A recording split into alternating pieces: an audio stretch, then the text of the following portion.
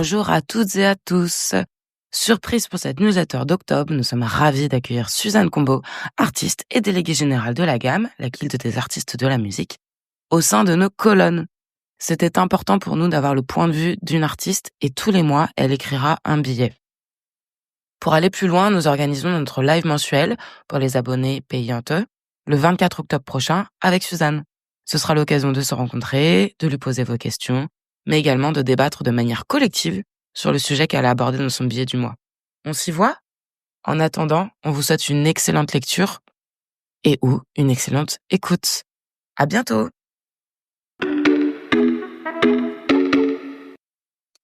Bonjour, c'est Émilie et cet édito s'appelle « Changer les termes ».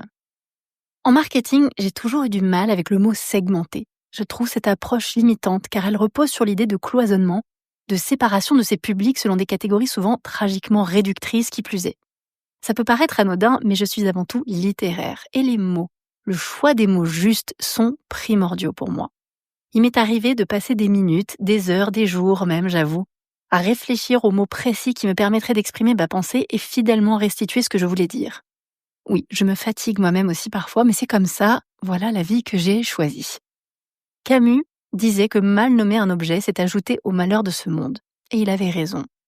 Les mots que nous utilisons au quotidien façonnent nos pensées et définissent toutes nos actions, y compris les termes marketing et par extension, toute la terminologie utilisée communément dans les stratégies numériques. Car le vocabulaire employé à grande échelle est essentiellement militaire et n'a pas ou plus grand-chose d'artistique. On cible des segments d'audience pour les atteindre, les toucher. Et c'est pire en anglais. Sérieusement, où et quand parle-t-on encore de créer, de nourrir et de développer des relations humaines? Relations humaines qui seront mutuellement bénéfiques à long terme car elles apportent de la joie. Spotify et les investissements de Daniel Ek dans des IA militaires sont indissociables. À force de cibler et d'engranger des victoires sur un tableau de chasse financier, ils en ont oublié leur mission originelle. Et les artistes ayant décidé de boycotter la plateforme de streaming ne s'y sont pas trompés. Je cite « We don't want our songs killing people ». On ne veut pas que nos chansons tuent des gens.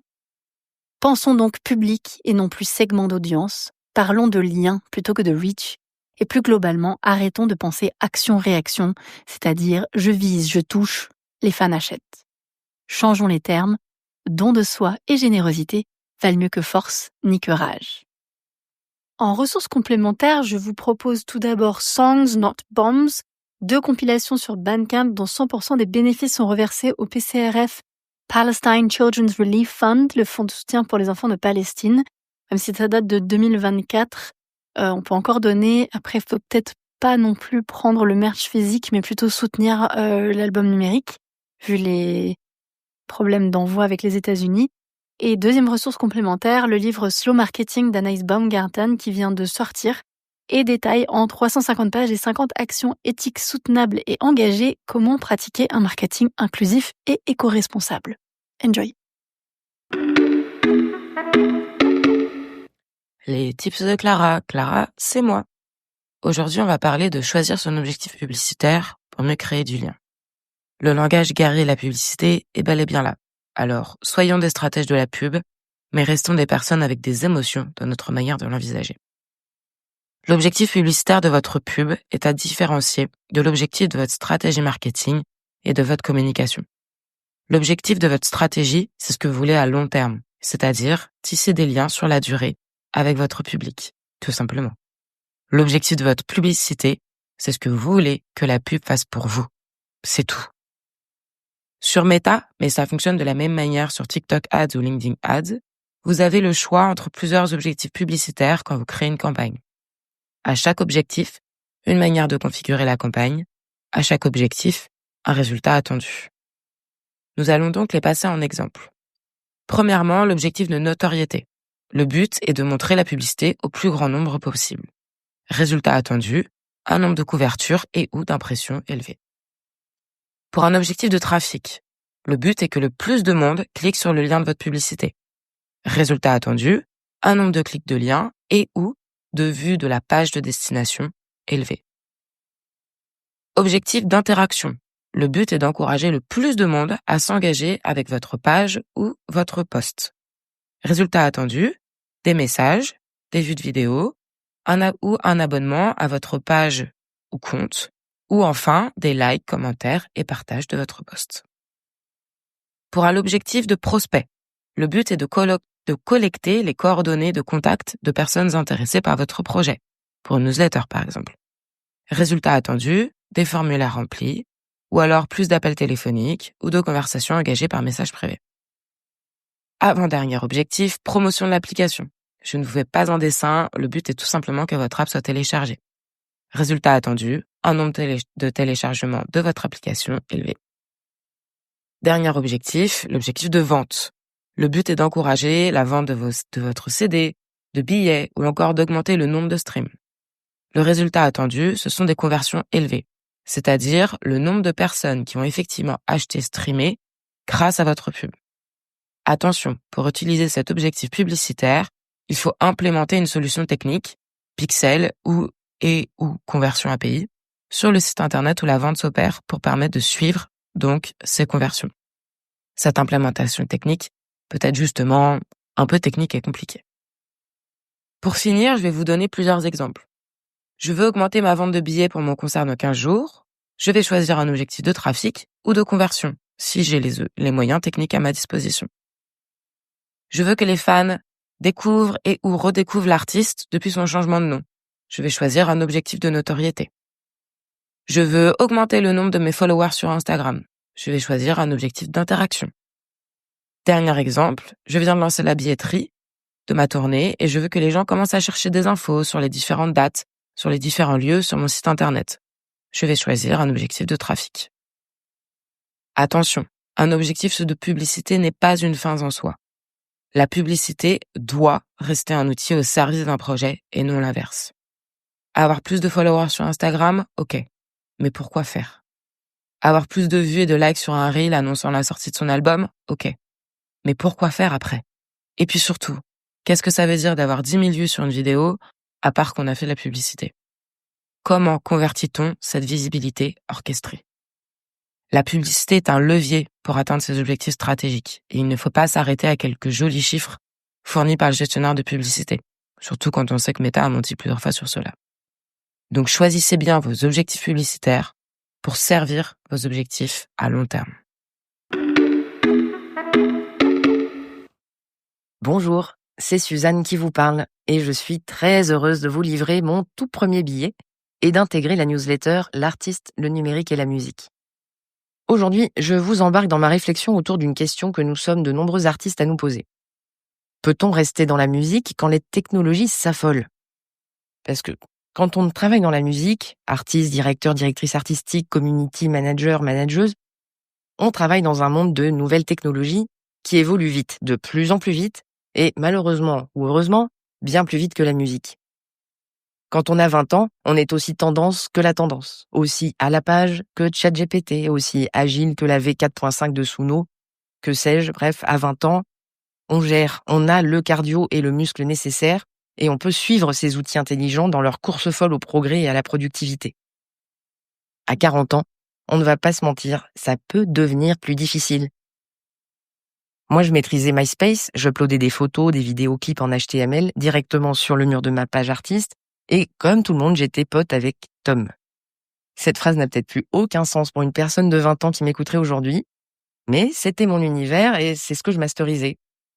Mais alors, est-ce que dans une dizaine d'années, un reel, un DM, un feed ou être follow back par Squeezie n'auront pas été jetés aux poubelles du vent?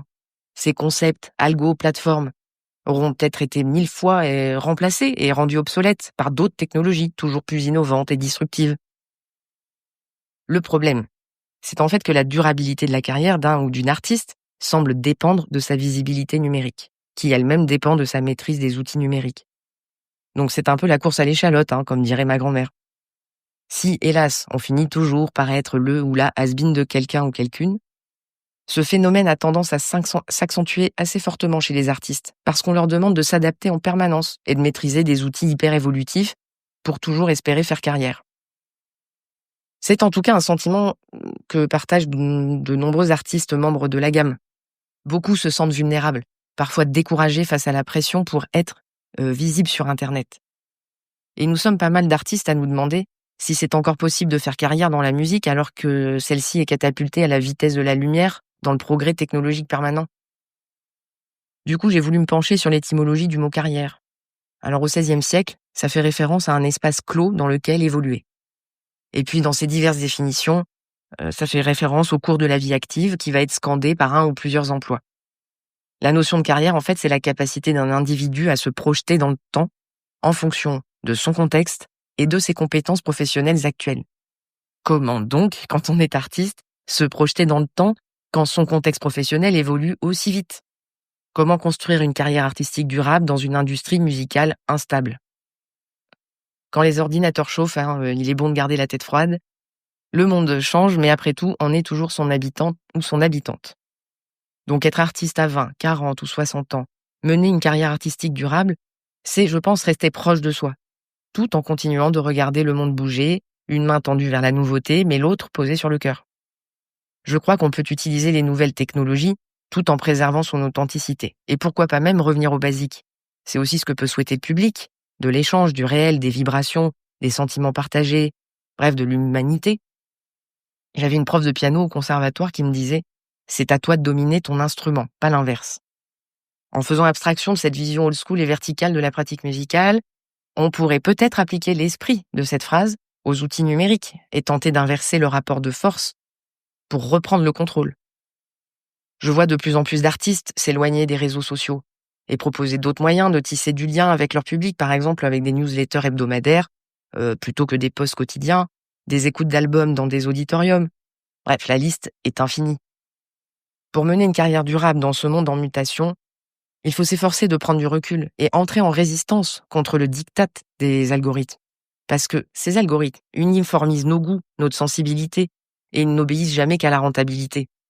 Ils sont adaptés finalement aux industries du divertissement, mais assez mal aux expressions artistiques multiples, originales, troublantes, sensibles et puissantes. Non, je crois que pour être et rester visible, il faudra de plus en plus cultiver sa singularité. Quoi qu'il en soit, il est important de rester focus sur l'essentiel, s'attacher à continuer à cultiver ce qu'on sait faire, ce qu'on aime par-dessus tout, quel que soit son âge, de la musique. Parce qu'au final, si les technologies s'envolent, les artistes demeurent. Bonjour à tous, c'est Lila et bienvenue dans ma chronique. Aujourd'hui, je vais vous parler de Tohu Bohu, des Français qui nous ramènent le soleil californien. J'étais voir Parcells en concert à Bercy et c'était vraiment génial. Du coup, j'ai cherché des artistes émergents qui feraient un style de musique assez similaire. Et devinez quoi? J'avais déjà trouvé avant en fait. Et je sais même plus comment, ni quand, ni pourquoi j'ai téléchargé cet album sans l'écouter, mais en fait, j'ai bien fait. Laissez-moi vous présenter le groupe Tohu Bohu. En termes de sonorité, il se situe, selon eux, entre Marvin Gaye et Jungle. Pour ma part, j'aurais plutôt dit entre Parcells, Michael Jackson et Prince, mais ça fonctionne aussi. Ils ont sorti leur premier album en juin dernier, intitulé Always Room for More, et j'ai l'impression que le titre définit très bien le mood général du projet. C'est un peu le genre d'album que tu mets quand tu reçois tes potes à la maison autour d'une bonne raclette, et oui, j'en rêve, et qui a plein de petites lampes allumées partout pour une ambiance très chill et cocooning. L'autre image que j'avais en écoutant, c'est celle d'un kaléidoscope. Vous savez, ce truc incompréhensible avec plein de couleurs et de formes qui bougent, et quand tu regardes dedans, tu comprends encore moins, mais tu kiffes. Et voilà, je peux pas mieux résumer ce projet que ça. Mon titre préféré de l'album, c'est Tough Choices, avec un refrain addictif, notamment grâce à la ligne de guitare qui est Chef's Kiss. Pour garder un peu ce mood de fin d'été, parce que je reste toujours dans mon déni, voici une petite playlist qui va vous ramener un peu de soleil. Merci d'avoir écouté cet épisode. On se retrouve le 1er du mois prochain. Si cela vous a plu, n'hésitez pas à vous abonner et laisser un commentaire 5 étoiles. Vous aiderez toujours plus d'artistes à découvrir ce podcast et développer leur carrière. À très vite.